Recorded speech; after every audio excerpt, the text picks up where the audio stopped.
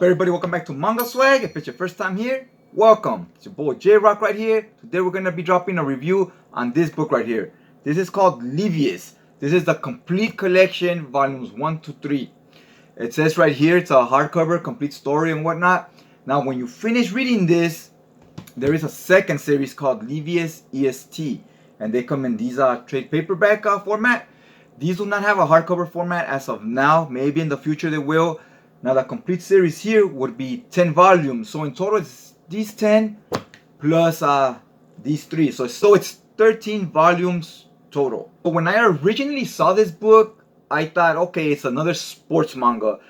This is a lot more than just a sports manga. This has a lot of character development, and it has a lot of story going on that goes way beyond just the sport. So technically it's kind of like the sport of boxing. But except here, the players have mechanical parts. So instead of taking like steroids, like they would in real life to cheat or whatever, here the thing is that they use illegal parts they're not allowed to use, right? To get an advantage on the competition. So it's pretty interesting. It has a whole science behind it about how you control mechanical parts, but they don't run on battery, right? They run on steam. Now, I watched the show Levius on Netflix. It's a Netflix original anime. The animation itself, for me personally, it was garbage. I did not like the way the characters looked. It wasn't it was almost like digitally, so they were almost like machines just moving very stiff, and it was out of whack. I wish it was just regular animation style, right? Like a cartoon.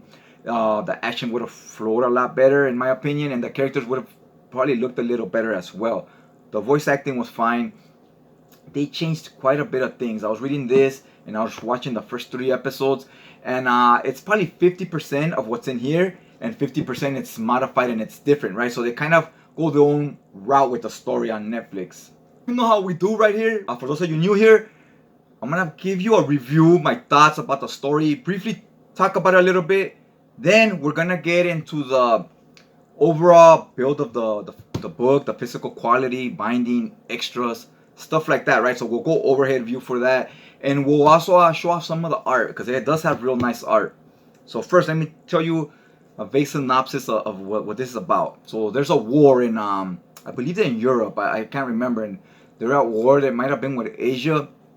So at this time, technology, we're in the future. So there's a lot of technology out there, and once the war is over, all these people that build these weapons and bombs and all that, they're like, what do we do now?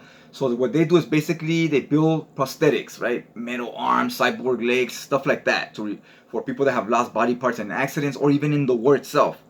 Levius, he has a cyborg arm.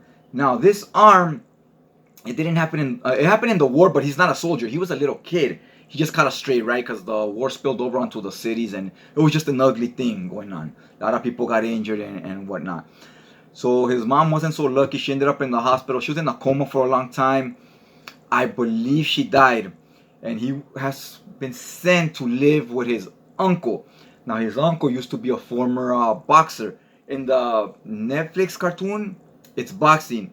In the manga, it's called MMA, but it's not mixed martial arts. It's something else. It's like kickboxing, but for people that have cyborg parts, because they have a separate league for people that are all human. Okay, so his uncle used to be a fighter, and he had to retire because of injuries. So now Levius, one day he's seen this stadium, and he's seen the sport play out, and he just pictures his mom there in the stadium, right? And she's not there, but he pictures her when she was young, like a little kid. He goes, I just saw my mom in her youth. He didn't really see her, it was his imagination because he misses her. But in having this vision at the stadium, he feels it was like a calling. He goes, I'm meant to do this. I'm meant to be a cyborg fighter. So he takes an interest in the sport. His uncle reveals that I used to be a fighter myself. So he starts training him. He becomes really good at the sport. And that's where the story starts, where he's an athlete now and he's moving up the ranks in the fighting. One thing they did here, they spend a lot of science about mechanics and stuff like that. So it almost feels like educational. Is this real facts or is this just malarkey they're throwing our way? I don't know, because I don't know about a lot of the stuff they're talking about. But let me just give you an example. They're talking about things like You have a trainer and you have an engineer, basically like a NASCAR, right? You have the coach, and then you have the pit crew, changes the tires, changes everything real quick. So because they have mechanical parts, the fighters, they have their mechanic that fixes everything in between the rounds, and then you have your trainer that teaches them techniques for fighting, right? Like, hey, do this, or whatever. So you have two people there, and these engineers, he has one of the best engineers in the game, and he's talking about how he's explaining to us how the mechanics work, right? Basically, since they're half cyborgs, a lot of these people, some are more metal than human, depending on how much enhancements you have gotten over the years. So if you're a robot, you basically, your stamina will be at 100 at all times, right? So how they get around that to make it seem like to have more strategy in the fights, they tell you how when you're half cyborg, half human, you use steam, kind of like batteries, right? So the bigger the move or the harder the punches you're throwing, more steam you're using. You will run out of steam. If you run out and you overuse it, you'll lose the fight because you'll have nothing left, right? It's like you're tired. If it was a human, you would be tired, right? So that's how they explain this to us, so that way when there's fights going on, there's still strategy to them. You can't just go in there going all out because you will get tired. So pace yourself.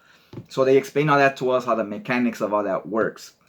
And some of these companies that used to build weapons and whatnot, now they're into sports because a lot of athletes, they get injured and stuff like that. So now they're building parts for athletes.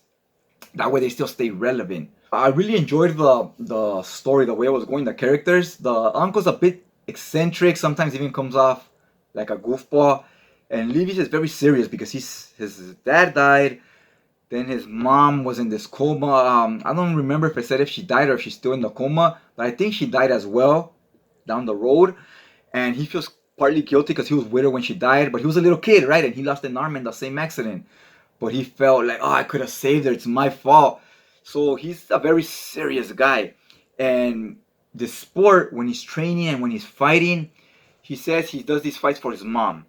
And he says, this makes me feel at peace. This makes me feel like I'm fighting for her. Like I'm taking action, right? Like what he should have done when this accident happened. But he was just a little kid back then. But in his mind, this makes him feel at ease. So this is training and fighting makes him kind of, when he's in these matches, he forgets about the accident. He forgets about his parents being deceased, right? So it's like escapism for him.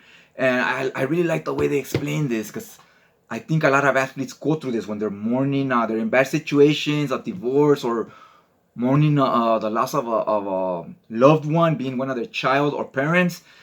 A lot of them say this, that they are being immersed in the sport, just training.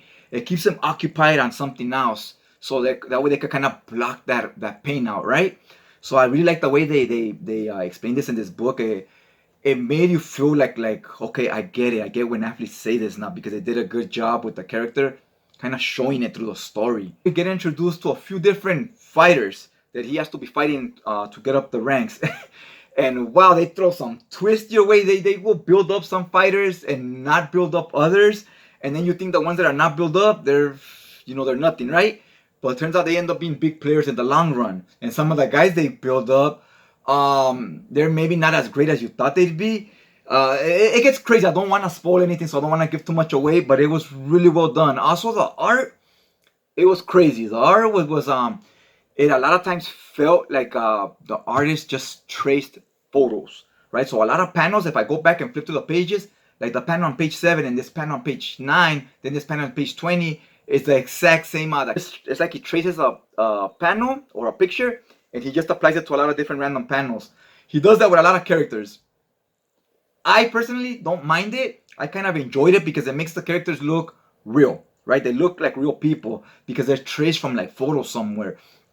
Some people don't like that. They say it's not art. To me, even doing that, tracing something and applying it in places, it's still a different form of art, right? So I still enjoyed it. I don't dock any points for it myself. You know what it reminds me of? Almost like if he made a drawing and you have a stamp and he just stamps it here, stamps it there on random panels, and it's the same exact stamp or sticker, right? So yeah, that was kind of crazy, but it does give the art a feel for sure. I've seen famous artists and art galleries, they do stuff like this as well, because like I said, it's still creative and different. Also, the way the dialogue reads and the way the panels are laid out, this feels very much like a Western comic book. Like if you like manga and you like this book, check it out. I really enjoyed it. If you enjoyed this, there will be some comics out there that you will enjoy.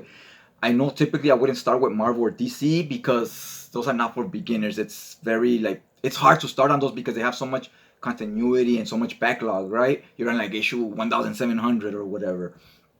But there's other comics out there that are only 50 issues long that are not your superhero stuff. Just like Manga has a lot of different series, there's stuff out there. I would definitely advise to check some of it out, especially if you like this. Right now, when I do the overhead view, I'll talk a little bit more, get a little bit more in depth of what I'm talking about with the panels and the layouts. Even the way the pages turn, they don't turn like a manga, they turn like a regular comic book. So let's go to the overhead view and we'll talk about that a little. Okay, so this is an overview right here. It says Levius, story and art by Haruhisa Nakata. This is Levius right here. You see his cyborg arm. And this has almost like a metallic color, this gray. It's almost like a metallic silver. Okay, so here I like the spine. This is Levius. You see his arm right here and his accident. And this is kind of like his main rival. But at the same time, this is a girl he's trying to save because while she's his main rival, he feels she's being manipulated or brainwashed in some way. And we're not quite sure, is she or isn't, or is it of her own free will? Now here she is, and here's her. This guy's like the Joker. If you're familiar with Batman, this guy's very much a take on the Joker, and he's kind of pulling her strings. But to what extent, right? That's what we don't know. We know he somewhat influences her, but is it just influencing or is it by force, right? Because there's kind of a difference between manipulation and like that would be more like a mental thing, mentally tricking someone, and force where like you have to or you'll be hurt in some way, right? So there's two different things. So yeah, there's the cover, $30 cover price by Viz Media. Okay, you see the cover here, and then bam, look it right there in color. Looks real nice. I really like this page. This coloring, while it's okay, wait till we get to the second page. This coloring, that's where it's at. I really enjoyed this type of coloring. Fits the story real cool. I wish the whole book was in color. That would have been awesome. And I definitely would go the route of this coloring over the other. Now the pages, they are like your typical manga type of pages where they're like a matte finish. But actually they're not that eggshell style of manga paper. They don't have those little bumps. So it's just more like a matte finish. So yeah, here's Levius. And look at this page. Oh man, this looks gorgeous right here. I love what they did with the colors, the cities. Really enjoy it. This artist does this a lot, where he does 2-page spreads, and it's like this, just the top half, and then the bottom half will be a lot of smaller panels. He does this a lot, and even the way the panels are just squares, it has definitely feels like a Western comic books. And again, it reads from left to right. And look at this, all cyborg athletes or people that had just had cybernetics enhanced because of accidents or whatever, they have to remain with a real heart, and the heart pumps through these tubes that are metal and whatnot. Because once the heart is also metal, you're like no longer a human, right? You're just a robot now. So that's a tricky thing too. Now look, here says chapter 1. Here it has this map right here. Now here it starts off with the uncle. You see him right here on the bench. Look at the artwork. It shows the train here, the people walking, the floor, the rooftop. A lot of manga in the background, they don't really have backgrounds, or they have very little bit of it, right? So this artist really takes his time. He draws really nice backgrounds, so we know where the characters are at, and we know our surroundings. We know right here he's in the train station. We move to this page. While he's waiting for Levius here, look at him just passing out on the bench. It's like such a slacker. And look at this. It almost looks like this. Looks photorealistic, right? Like he copied it from a picture somewhere. Now look at here, for example. See, this almost looks like a picture. And then another thing they do, you see this blur in the back. Everything looks blurry. This artist does that a lot. Here you see this blurry again, where only the character will look clear and now the background will look blurry. So it's a technique he uses throughout the book. Now over here again, see that the art is very realistic in my opinion, and it really gives the book a vibe.